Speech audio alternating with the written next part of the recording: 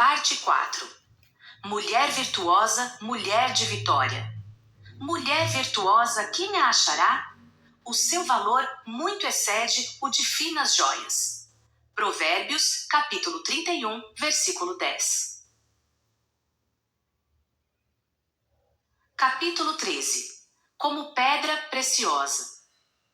Se você encontrar uma esposa fiel e dedicada, achou um tesouro mais valioso que ouro e pedras preciosas. Provérbios, capítulo 31, versículo 10. O último capítulo do livro de Provérbios são palavras do rei Lemuel, inspiradas na profecia que lhe ensinou sua mãe. Para muitos eruditos, Lemuel pode ter sido um segundo nome dado ao rei Salomão. Pode ser também outro nome do rei Ezequias, que também foi um poeta em seu tempo. Mas o que importa para mim não é quem foi o rei Lemuel, mas aquela que o inspirou a escrever esse capítulo e fechar com chave de ouro o livro de Provérbios, sua mãe. O nome Lemuel é de origem hebraica e significa consagrado, separado e dedicado a Deus. Filhos dedicados a Deus são propriedades do Senhor. Onde quer que estejam, nossas orações os alcançarão. Convoco todas as mães que estão lendo esse livro a consagrarem a Deus os seus filhos. Se já o fizeram, descansem na aliança que foi firmada entre vocês e o Senhor. O inferno não pode vencer para sempre um filho que foi consagrado a Deus pela sua mãe. Onde quer que ele esteja, suas orações o alcançarão. Pode demorar o tempo que for, mas eles voltarão para a presença de Deus. O inferno não tem o poder de vencer a oração de uma mãe. Por mais profundas que tenham sido as alianças que nossos filhos firmaram com o mundo, elas jamais serão mais poderosas do que aquelas que nós fizemos com Deus a respeito deles, desde que o filho tenha reconhecido sua condição de pecador e recebido a Cristo como Senhor e Salvador. Não existe lugar mais seguro para se deixar um filho do que na mão do próprio Deus. Ore consagrando, mas também ore pela salvação dos seus filhos. Não existe lugar mais seguro para se deixar um filho do que na mão do próprio Deus. Instrua seu filho a formar bons hábitos enquanto ainda é pequeno. Assim, ele nunca abandonará o bom caminho, mesmo depois de adulto. Provérbios, capítulo 22, versículo 6. Minha sogra orou durante 11 anos para que o seu filho fosse liberto das drogas. Muitas vezes, ele chegava em casa de madrugada completamente drogado e ela estava ajoelhada na sala, ao lado do seu marido, pastor José Santos, clamando pela vida dele. Ele passava silenciosamente por cima dos pés de seus pais e ia direto para o seu quarto, aparentemente indiferente a tudo. Mas depois ele confessou que aquela cena o chocava e tocava seu coração. Outras vezes, ele acordava de madrugada com seu pai orando em pé, ao lado da sua cama, com as mãos impostas sobre ele. Eles nunca desistiram. Hoje, meu marido é um pastor usado por Deus e separado para o ministério. Se o nosso amor por nossos filhos não vencer o inimigo, com certeza a ira não o fará. Nossa ira deve ser contra Satanás, não contra as pessoas que amamos. Deixemos a ira para o diabo. Ele vai se encarregar de fazer com que nossos filhos colham os frutos dos seus pecados. Consequências são inevitáveis na vida de quem faz escolhas erradas, infelizmente. Porém, existe um poder muito maior do que o da ira de Satanás, o poder do sangue de Jesus. Somente este sangue tem o poder de purificar e transformar a vida dos nossos filhos. Eles são a nossa recompensa, não o nosso fardo. Os filhos são um presente do Senhor, uma recompensa que Ele dá. Salmos, capítulo 127, versículo 3. A mãe do rei Lemuel, pelo jeito, não ficou somente na oração. Ela avançou para os conselhos, dando-lhe uma palavra sobre o tipo ideal de mulher que ele deveria escolher como companheira. E ela já começou advertindo seu filho da dificuldade de se encontrar uma mulher de valor. Assim como pedras preciosas não se acham na superfície das rochas, mulheres valiosas também precisam ser buscadas com muita diligência e esforço. Precisam ser cavadas. Existem mineradores que morrem procurando essas joias. Sinceramente, passei muito tempo da minha vida lendo esse texto e ficando deprimida ao me deparar com esse modelo inatingível de mulher. Uma perfeição em pessoa. A princípio, pensei tratar-se de um texto machista, até que descobri que a autora era uma mulher com uma visão específica e detalhada do tipo de esposa que ela esperava para o seu filho. Nada mal arranjar uma sogra exigente assim, não é? Mas o fato de o rei ter reproduzido as palavras da sua mãe me diz que ele valorizava sua opinião. Talvez o rei Lemuel acreditasse no que ela estava dizendo, porque via em sua mãe aquele tipo de mulher que ela desejava para ele. O que acho lindo é que antes de começar a falar sobre a mulher ideal, ela aconselha o seu filho a ser o homem ideal. E ela o chama como ela o vê. Ó meu filho, filho do meu ventre, filho que eu consagrei ao Senhor. Provérbios, capítulo 31, versículo 2. Jamais podemos esquecer quem são nossos filhos. Nem mesmo o pecado deverá desfigurá-los diante dos nossos olhos. Eles são nossos filhos amados, são do nosso ventre e antes de serem nossos, são do Senhor. Podemos aconselhá-los, amá-los e adverti-los, mas não podemos controlá-los. Apesar de tê-los comprado a preço de sangue, o sangue do seu Filho Jesus, Deus, na sua infinita sabedoria e soberania, permite que cada um tome decisões, que muitas vezes não é o que ele deseja para os seus filhos. A mãe do rei começa a dar-lhe uma série de conselhos referentes a uma vida de temor a Deus. Não desperdice sua vida com promiscuidade. Não seja dominado pelos vícios. Seja sóbrio para que você consiga cumprir o seu papel.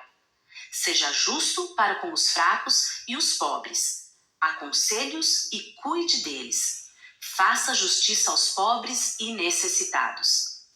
Ao que parece, a mãe do rei tinha enorme preocupação com o caráter do seu filho. Ela sabia que suas riquezas não fariam dele um homem digno, mas o que havia em seu interior. Ela queria formar um homem íntegro. Até que, finalmente, ela muda para a parte B da conversa, uma esposa ideal. E compara essa mulher ideal a um tesouro mais valioso do que pedras preciosas.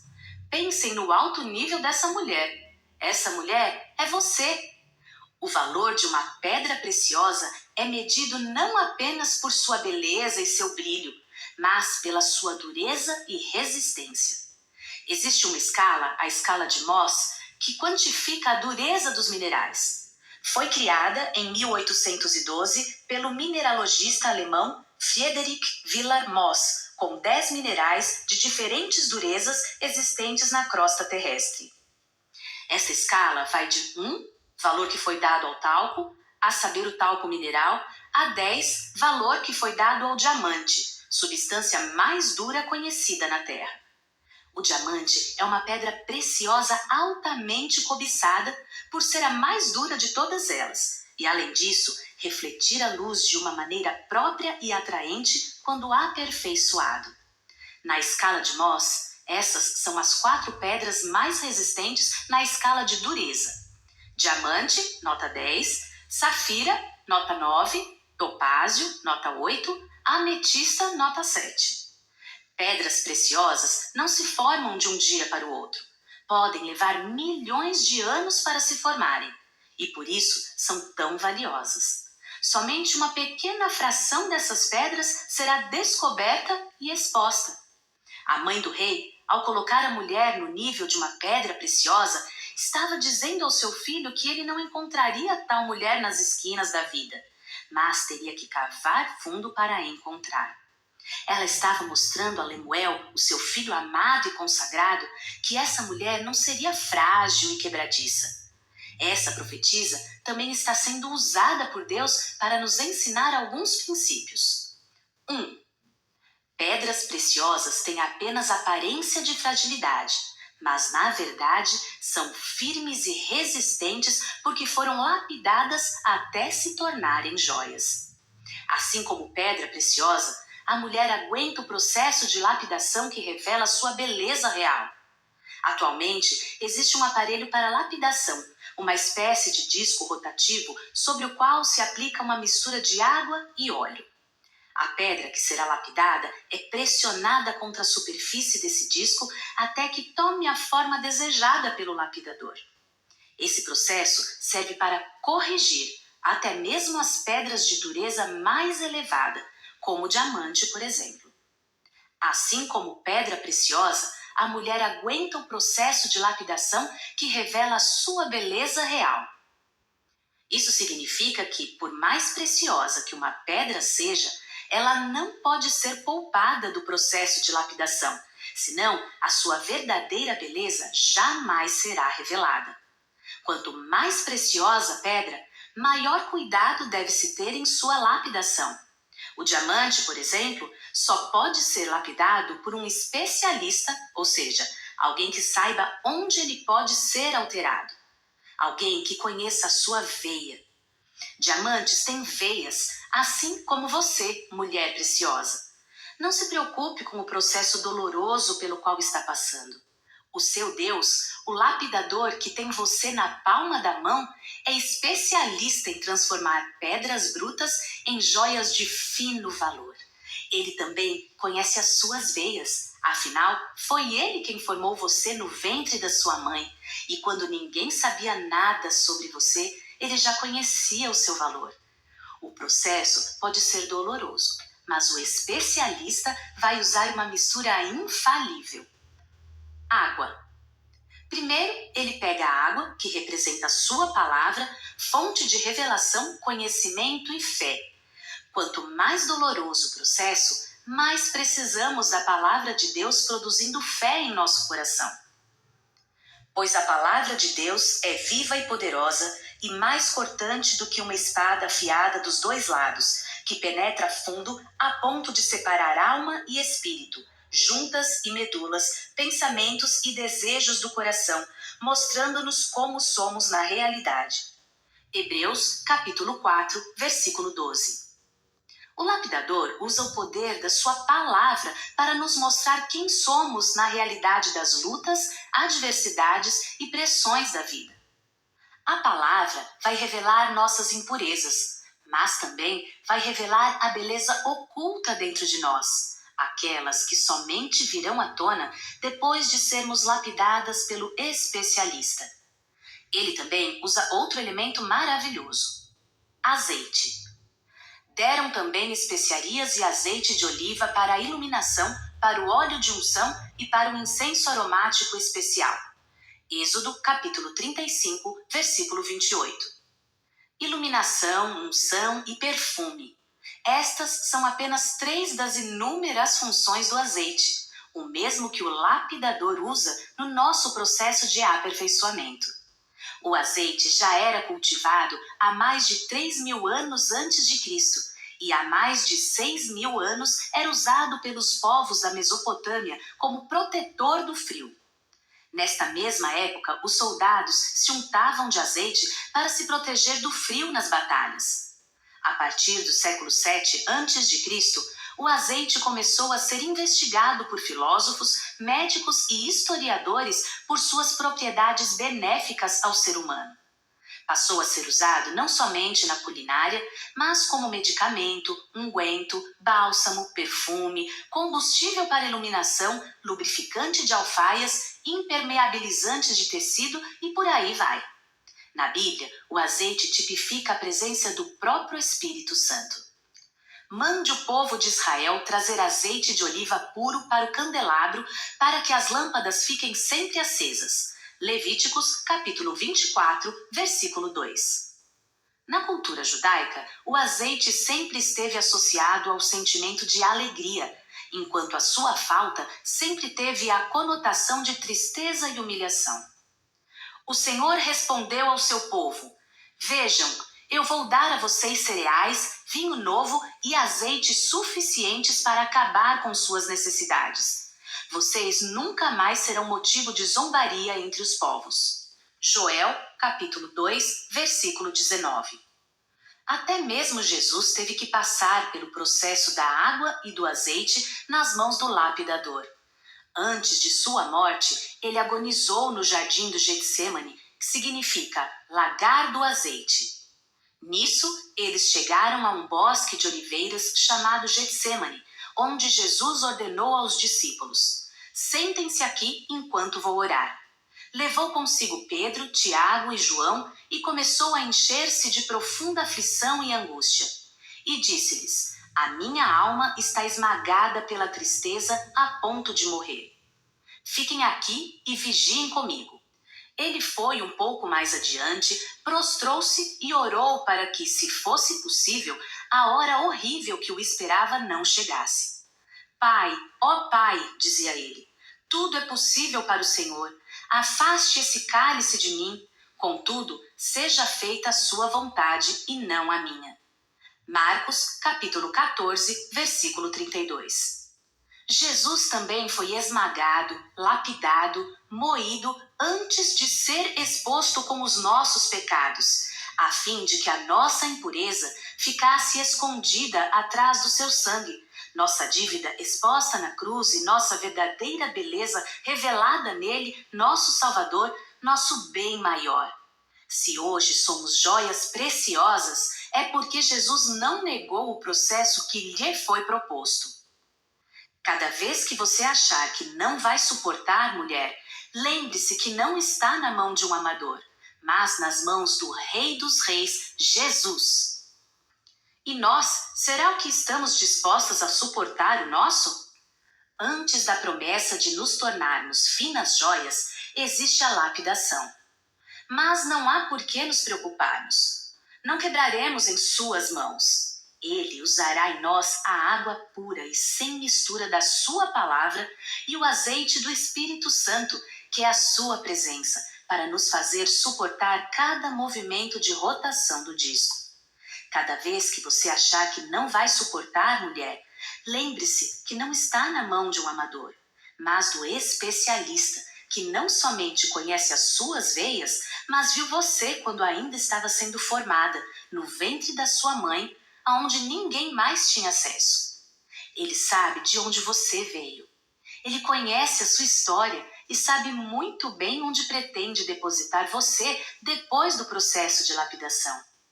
Você não está na mão do lapidador para ser quebrada, mas para ser aperfeiçoada. Você não é uma imitação qualquer de uma semijoia barata. Você é uma pedra preciosa, linda e insubstituível que um dia será revelada pelo Deus que a formou e a lapidou para ser vista e apreciada por multidões. Fique firme durante o processo. 2. Não existem pedras preciosas sem valor. Existem pedras valiosíssimas que ainda não chegaram às mãos certas. Enquanto eu escrevia este capítulo, tive uma experiência marcante. Fui abordada por uma pastora durante uma conferência em Brasília. Ela me entregou uma pedra preciosa dentro de um saquinho transparente e disse que depois da reunião me explicaria. Ao final do evento, ela se apresentou a mim como uma pastora. Não vou revelar seu nome para proteger a sua privacidade, e me contou o motivo daquele presente. Contou que trabalhava com pedras preciosas e que Deus a havia abençoado muito através deste negócio. Então, começou a chorar e me agradecer porque em seus momentos mais sombrios eu a havia alcançado e consolado com minhas canções, mesmo sem a conhecer. A forma que ela encontrou de me retribuir foi oferecendo-me o que tinha de valor, uma pedra preciosa. Não pude recusar a sua oferta de amor. Depois vim a saber que se tratava de um topázio, uma das pedras mais valorizadas da atualidade pela sua raridade e beleza. Fiquei muito agradecida a Deus por ter usado aquela mulher tão sensível para confirmar ao meu coração a palavra que eu desejava compartilhar com vocês, mulheres preciosas desse tempo. Dentro daquele saquinho, aquele topázio seria apenas mais uma pedra linda. Teria o seu valor, mas ninguém jamais saberia. Seria apenas uma joia escondida. Porém, eu tenho outros planos para essa pedra. Vou levá-la até um joalheiro de confiança que irá achar um jeito de combiná-la a um lindo colar de ouro. E esta pedra não mais ficará guardada em um saquinho dentro da bolsa. Será usada como um adorno. Mais do que um adorno, será, pelo menos para mim, um símbolo profético de que Deus confirmou ao meu coração a palavra que Ele desejava que eu compartilhasse com cada mulher preciosa dessa geração. 3.